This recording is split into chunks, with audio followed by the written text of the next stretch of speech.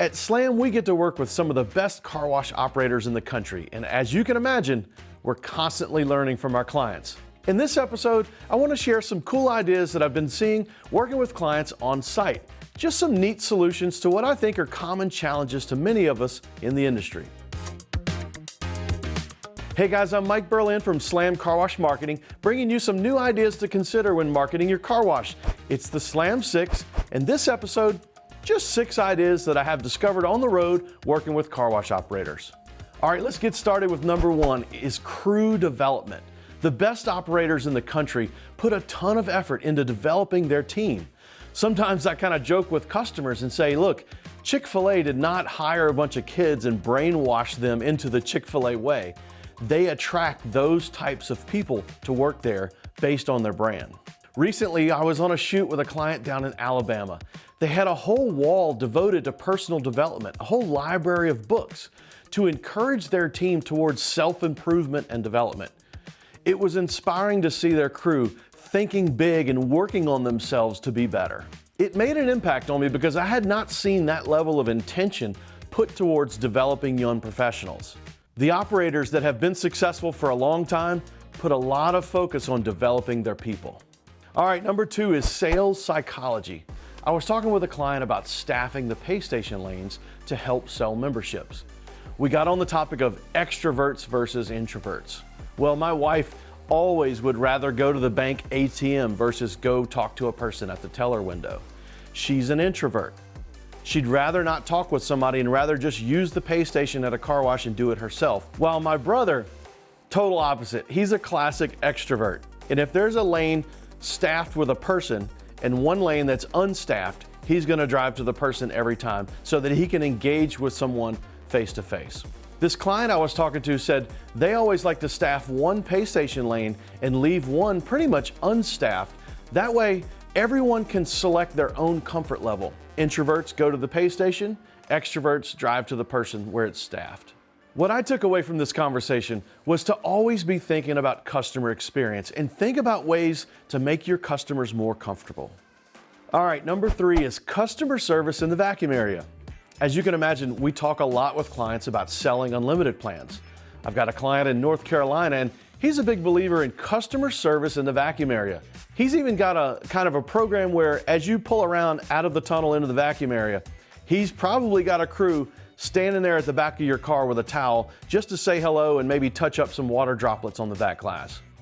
It's kind of a thing that they do, and they make sure that every car gets a little attention.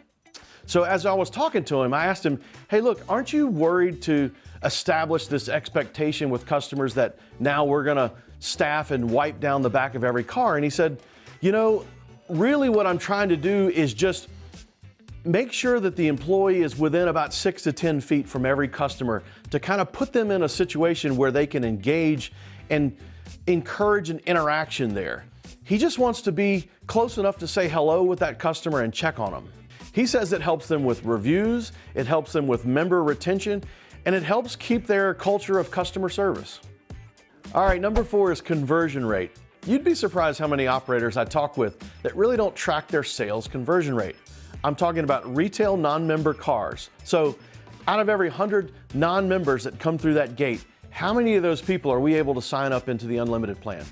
That rate is a fantastic metric to track because it's a percentage of traffic and it's a great KPI for measuring your ability to sell and close at the pay station or close on property.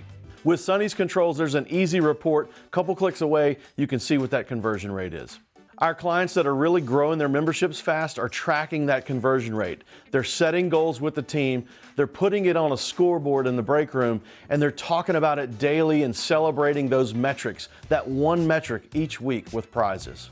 We actually created a dry erase board, kind of a poster that you can put up in the back room and help you track this. So if anybody's interested, email us and we'll ship you one. Number 5 is commissions, bonuses, and prizes. I teach a class on selling memberships as part of the Car Wash College, and this discussion is always a lively debate in the class. Bob Fox told me one time, be careful about commissions because they're hard to take away once you start them. I picked up on an idea from a client in South Carolina that I thought was cool. I was standing in his break room and on the floor, big old 65-inch TV right in the middle of the room. And I said, you know, What's up with the big TV sitting in the middle of the floor? He said, oh, that's our prize. If my team maintains a 12% conversion rate this month, then we put everybody's name in the hat that works here, and one lucky winner gets to take home the TV. He said he liked it because he had some people on his crew that loved to stand at the pay station and sell, and some people that were shy and didn't want to stand at the pay station and talk to people, but were very good at keeping the vacuums clean and greasing every bearing and loved loading cars. So instead of just the salespeople winning, he made it kind of a team goal and rewarded the team if they hit the goal. He said it really made the team rally together and created a sense of unity. And, with 6 people on staff, they hit their goal. Everybody had a 1 in 6 chance of winning the prize. I thought it was kind of a fresh approach to motivating the crew to think about unlimited sales every day. And the prize being sort of a consumer electronic prize, it was right in the middle of the floor. It was a good idea because everybody walked past it the whole month long and they talked about who was going to win the big TV. Okay, number 6 is doggy treats, lollipops, rack cards, and review cards. I saw a client that had a dedicated person walking around the vacuum area with like a 4-pocket nail apron. It had doggy treats, lollipops, rack cards, and review cards. If there were kids in the car, lollipops. If there were dogs in the car, doggy treats.